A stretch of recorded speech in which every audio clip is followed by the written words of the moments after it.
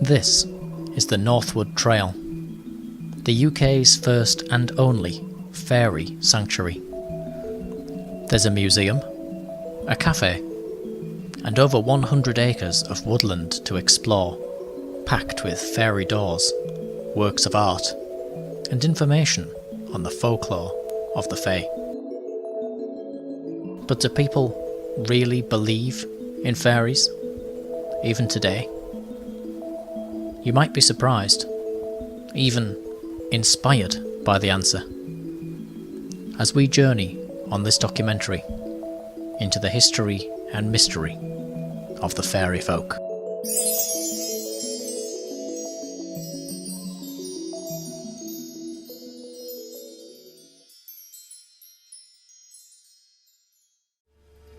So man's always had this interesting and difficult relationship with fairies.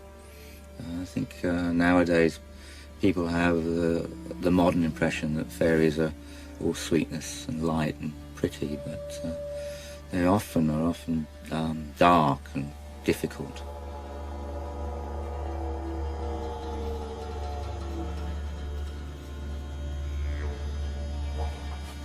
Now this one is a very bad fairy indeed.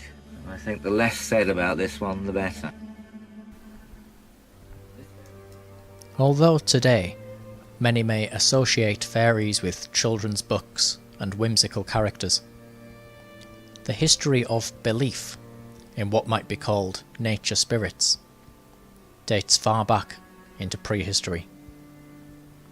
Some believe that their first mention can be found in the Iliad, written circa 700 BC, where Homer writes of watery fairies dancing in mazy rings.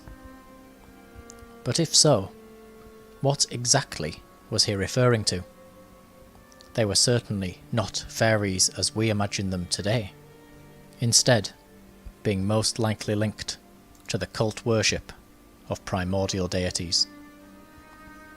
The Greek poet Hesiod, writing around the same time as Homer, described in his poem Theogony of the Genesis of the Gods, a creation myth from where arose the forces of the universe, amongst them chaos, eros or love, and Gaia, our Mother Earth.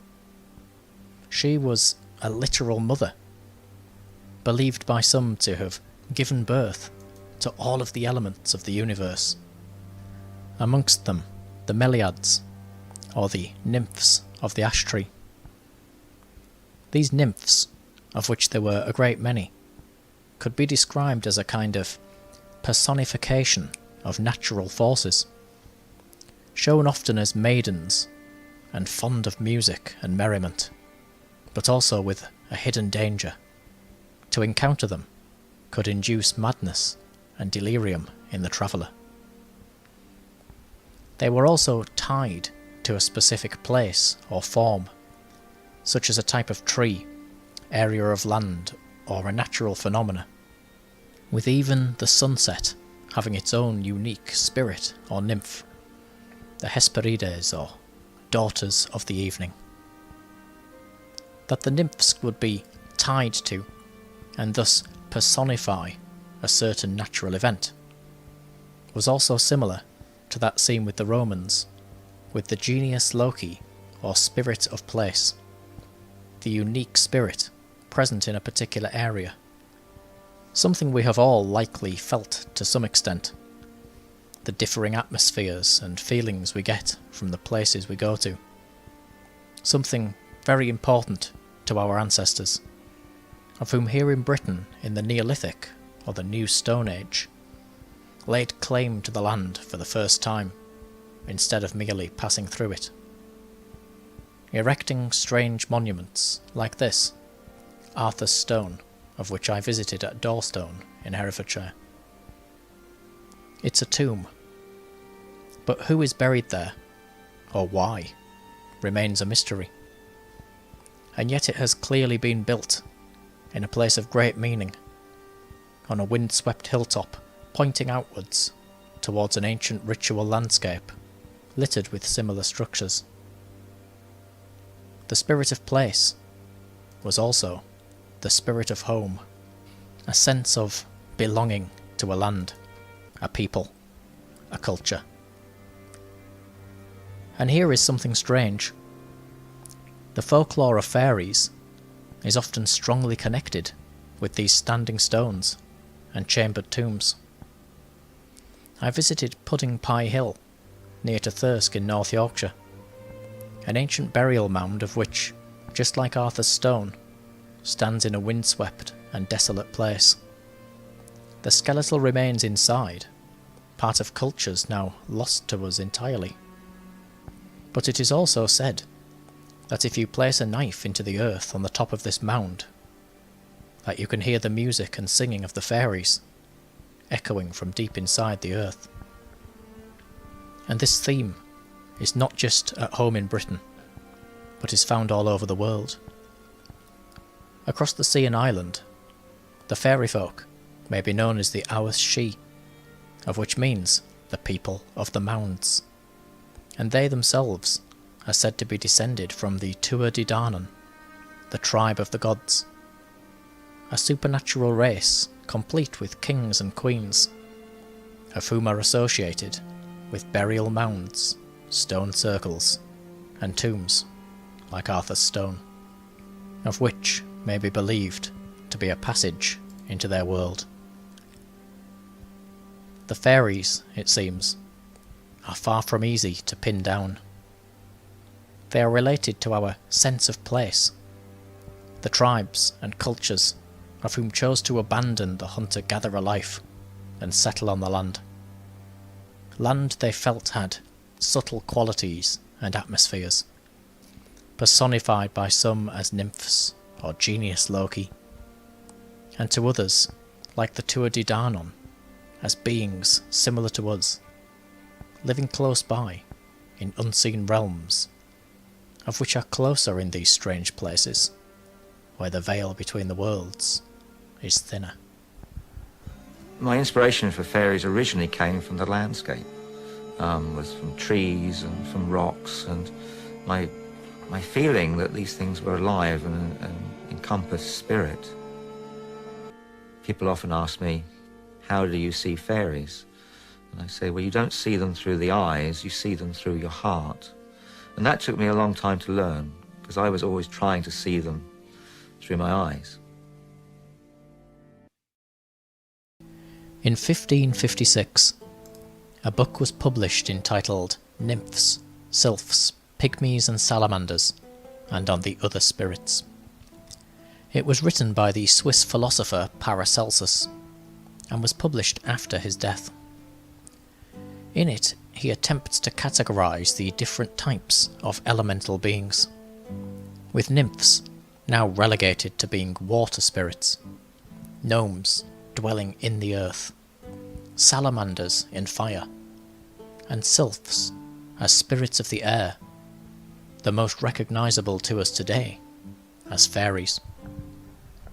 In fact, an 18th century work by Alexander Pope, entitled The Rape of the Lock, satirised early alchemical works like Paracelsus, and sylph characters within the book were illustrated for the first time with wings like butterflies, the origin of the fluttery fairies we imagine today.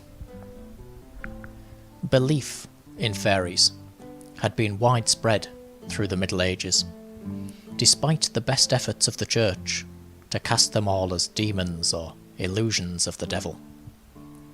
In agricultural communities especially, fairy folk were genuinely feared and respected, and a large body of spoken tradition has formed the wide folklore of the Fae.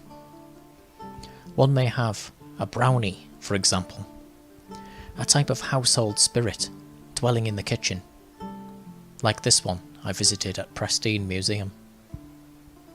This brownie fairy would perform domestic tasks by night, sweeping up and keeping your house clean, so long as you helped it too, by leaving, for example, a saucer of milk for it by the hearth. But insult the being, and it would leave the home, or even turn malicious and throw pots and pans in something similar to the widely reported poltergeist phenomena. There were stranger things at foot as well. A fairy could steal away your baby, replacing it with one of its own, a changeling child.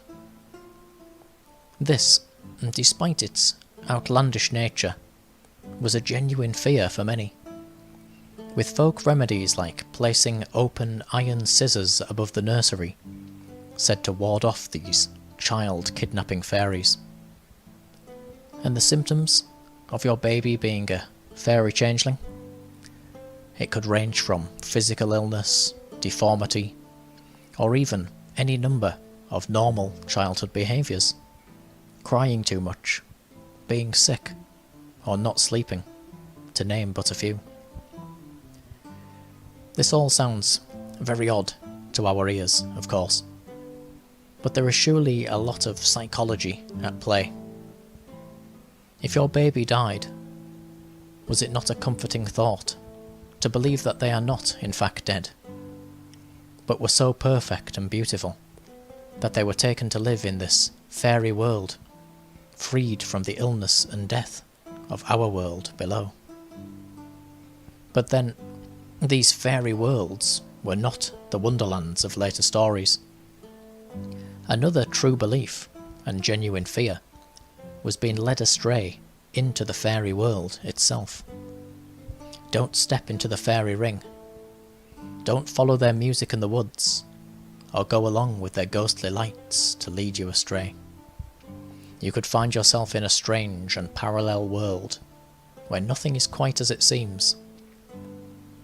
In this common folktale, it is often believed that those away with the fairies thought they had gone for mere moments, but when they returned to our world, many years had passed, with some versions of the tale having them go to the fairy world for a moment or two, and instantly turn to dust when they returned to our world, for hundreds or even thousands of years had passed. I visited Pokehouse Wood, where this belief was so strongly held that those walking here would truly fear that they could find themselves spirited away to the land of the fairies. This belief was doubtlessly not helped by the fact that many did in fact go missing in these woods. So true was this belief that the church below the woods, now a quaint village building full of local history, had a special bell constructed to be rung on every evening, to help those lost in the woods above to break free from the curse of the fairies and find their way home. According to local records, this practice was kept up for a great many years. The name of these woods, Pokehouse, is also similar to the fairy Puck, immortalised by Shakespeare's wonderful play, A Midsummer Night's Dream, released for the first time in 1595. Here the oral traditions of fairy belief were weaved into a world of intrigue and drama. Just like throughout their history, the fairies here have kings and queens, are mischievous and untrustworthy, and inhabit something akin to a dream world, close to ours, but beyond some impenetrable veil. These popular tales no doubt helped to shape the idea of fairies and such beings as truly existing, and even of our ability to communicate with them. Despite this, the extent of research into fairies at this period of time is almost entirely absent, save for extremely rare occult works, such as The Secret Commonwealth of Elves, Fauns and Fairies by Robert Kirk.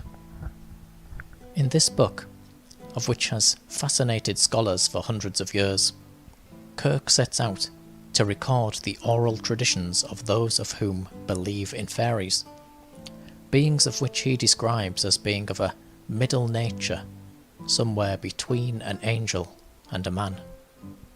He is sympathetic and serious about the subject, treating the anecdotes and folk tales with the respect that they deserve, no longer brushed off as merely demons or ploughboys' fantasies, but instead as true accounts of encounters with otherworldly and mysterious beings.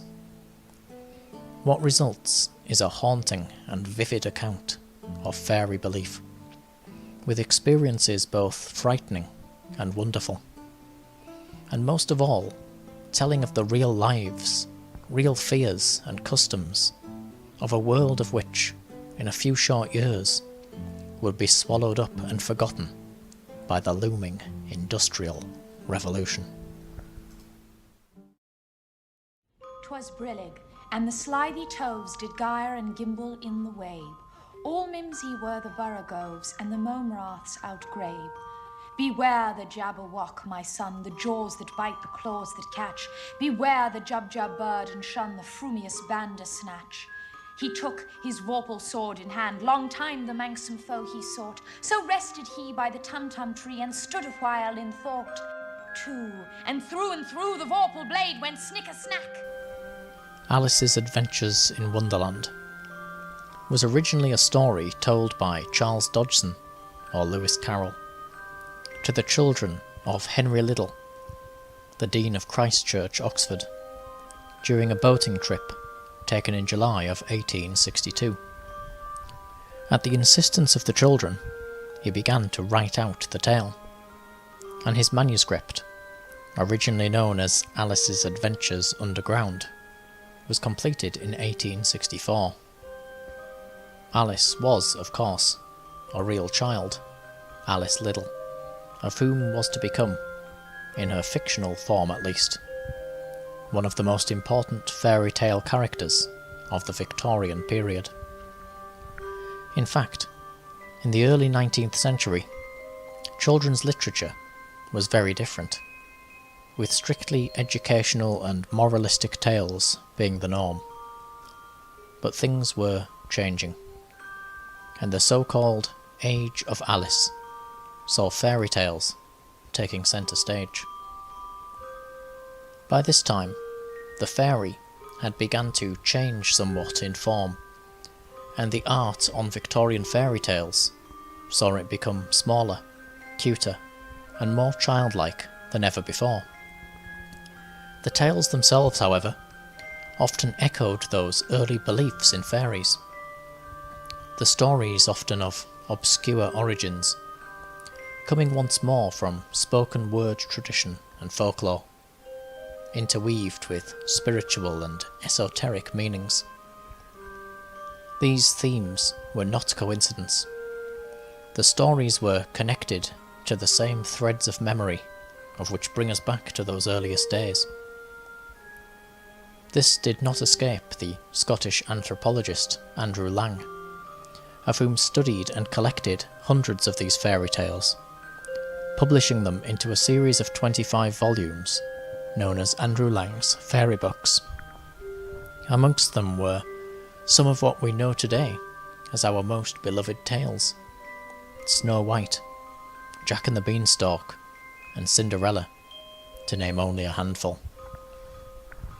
Lang was also one of the founders of what was known as Psychical research, serving as president of the society, which described itself as the first society to conduct organised scholarly research into human experiences that challenge the contemporary scientific model.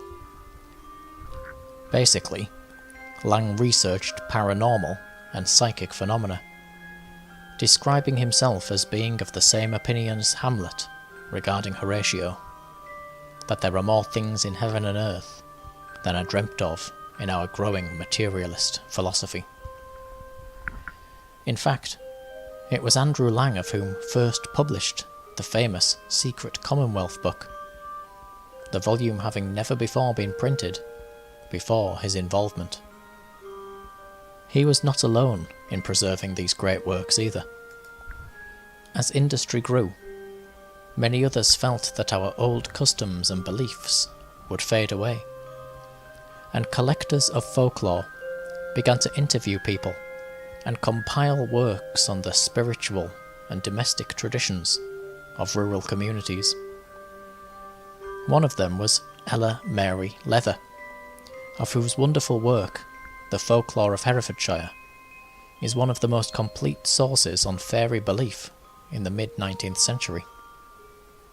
By visiting these small villages and speaking to their residents, she found, hidden amongst the old folk songs and strange dances, the belief in fairies was still running strong.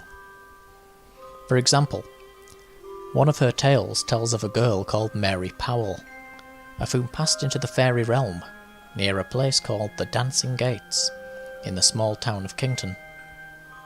She was only there for a moment, but when she returned home, she was an old woman, many decades having passed in our world. A tall tale? Maybe. But this story is still remembered in the local community. The Dancing Gates still exist, and one can even visit her grave, near to her home in Wigmore, where she apparently never recovered from her hour spent in the fairyland. Of course, these ideas of other worlds, strange beings, and magical powers did not escape the occult world, with the rise of spiritualism taking its own interest in the fairy world. Theosophy, for example, saw fairies as similar to Paracelcus, elemental beings of which truly exist, their consciousness being embodied in and expressed through an appropriate kingdom of nature.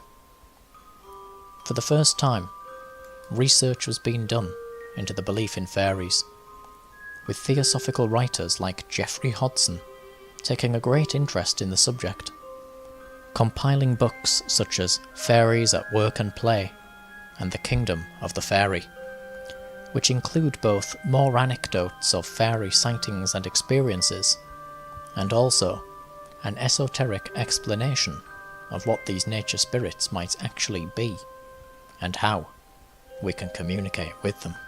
Do you really believe there are fairies under the tree now, Jim? One of my ancestors came out one night, down the fields, he had a cow here, expecting her to calve when he got up, and they're just between the lights in the summertime. He seen a piper playing and a whole lot of men dancing around that tree. Now, I came out myself one night and I thought I heard a voice calling me, but I didn't go back, because they say if you stood and went back to them, you'd never get away. They put a spell on you and you'd be there for the rest of your life. But there is a way that you... From 1917 to 1920, Elsie Wright and Francis Griffiths produced 5 photographs, of which allegedly showed fairies captured on camera for the first time. The girls, of whom were 16 and 9 in the year 1917, were asked not to play in the beck near their home in Cottingley, Yorkshire, because they always came home with wet clothes. But they only played there because they could see the fairies, and to prove it they borrowed their father's camera and produced the first 2 of the now infamous images.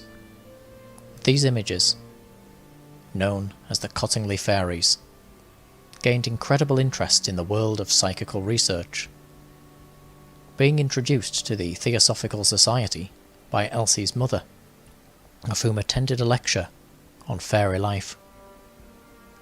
They came to the attention of the famous writer Arthur Conan Doyle, of whom not only believed that they were genuine, but used them as part of an article he was writing on belief in fairies for the Strand magazine. He claimed that these pictures were proof of the existence of fairies, and many agreed, although opinion on these images was, from the very first moment, mixed, with some even then claiming simply that the pictures were fakes, made with cardboard cutouts, and still images imprinted over a photo of the girls. But for many years these Cottingley Fairies pictures were a topic of great interest in the realm of fairy research, and famous names like Geoffrey Hodson, are on record as believing that the images were genuine. In fact, it was not until the 1980s that Elsie and Francis admitted that the images were produced using cardboard cutouts that they found in a children's book. That was all of the images apart from the fifth and final one, of which Francis always claimed was 100% genuine. In 2009, the original images were shown on the BBC's Antiques Roadshow, with Francis's daughter Christine retelling the famous story. It is worth remembering that these Cottingley Fairies photos were first created in 1917, during the period of World War I.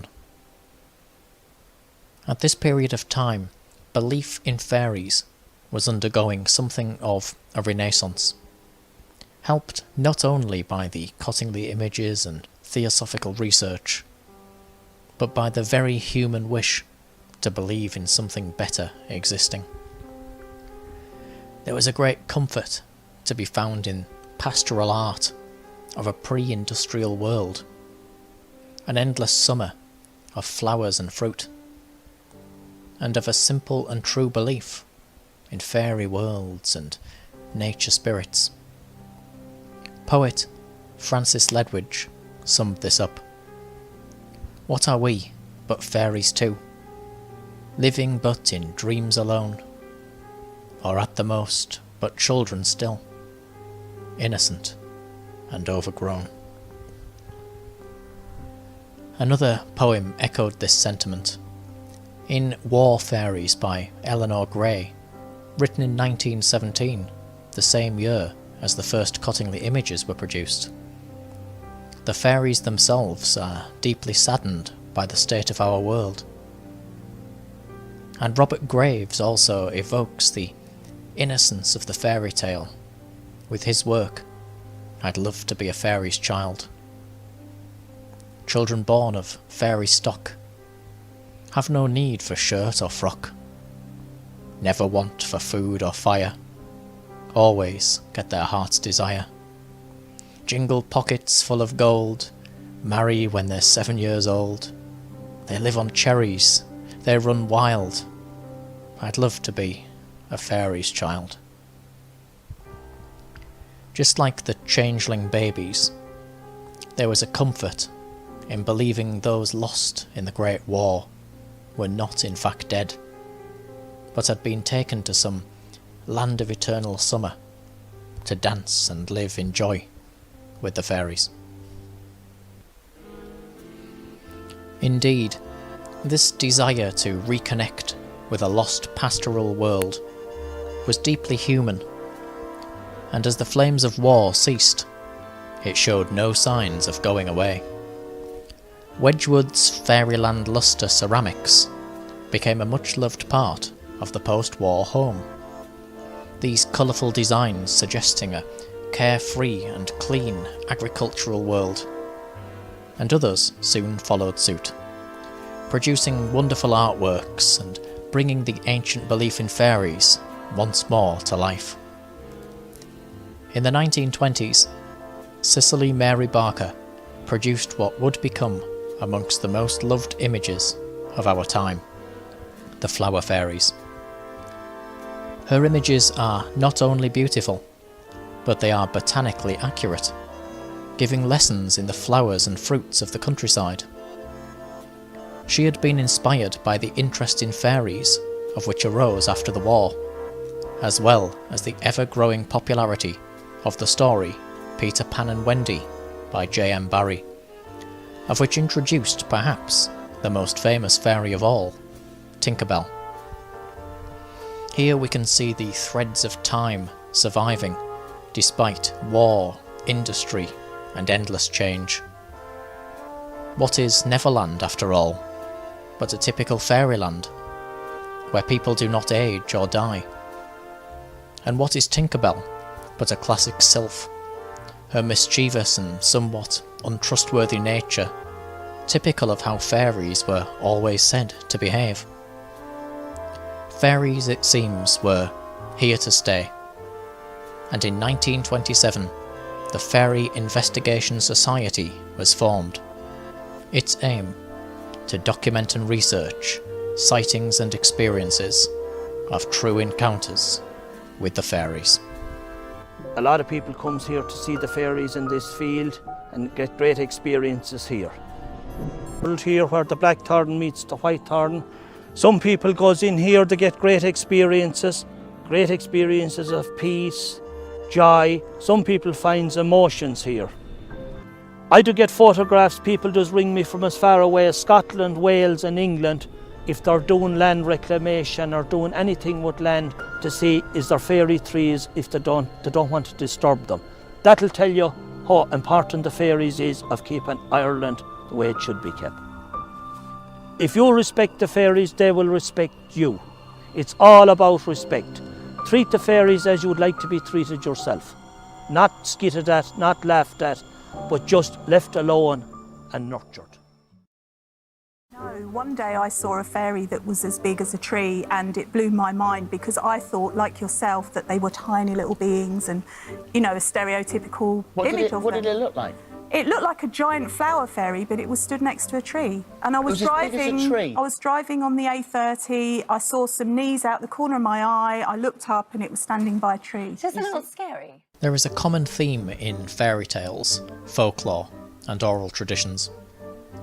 Our world and theirs are closely linked. And if we stop believing in the fairies, we drift apart and their world fades away. It is only by connecting with them and of treating them and the natural world of where they live with respect that we can learn from them and them from us. If we forget them, we forget something about ourselves. But is there any real danger of this happening? If you were to visit the Three Wishes Fairy Festival, the answer would be obvious. We have never stopped believing in fairies, in feeling a desire to connect to those subtle energies and spirits of place that our earliest ancestors first encountered. Here, fairies are celebrated in all their forms, from fun and dance to a serious veneration and connection to them. Just like with the Northwood Trail I began in, a festival like this encourages a deep sense of love and relationship with our green earth, channeling the exact same feelings as those of whom built Arthur's Stone and sensed the vibrations in the ancient hillsides. And it is not only at festivals. A series of YouTube videos by enigmatic content creator Erwin Saunders went viral for a rather unexpected reason. Unlike many online sensations, Saunders' videos are gentle and eccentric. And as the character searches for fairies and catches glimpses of them on film, people found themselves utterly fascinated. Unlike with the Cottingley images, most are well aware that these videos are works of fiction, but they have still inspired a love of the wild woods and the comforts of which come with imagining the fairies within at work and play. In the book Magical Folk, British and Irish Fairies, it was suggested that as many as 44% of British people may believe in or have had an encounter with fairies. These encounters ranged from strange lights in the woods to apparitions and even full communications. And just like with the old tales, not all of these fairies were friendly, with some respondents claiming that their encounter left them frightened and confused, just like with those old folk tales. But despite this, we continue to be fascinated. Fae magazine, created by Karen Kay, has been sold all over the world. Its goal to share the belief in and the folklore of the fairy world. So, if you go down to the woods today, perhaps you should pause to think of the fairies.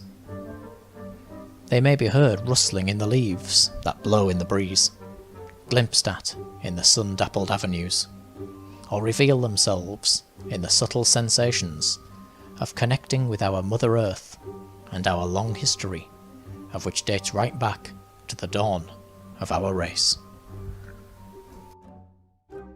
Because we're about the happy fairies No, I here. love it. That's I love it. all happy. We need more light, more joy, and celebrating life. There's nobody can argue with that. No. We all need a bit of that. Not even you. No, I'm going to take my...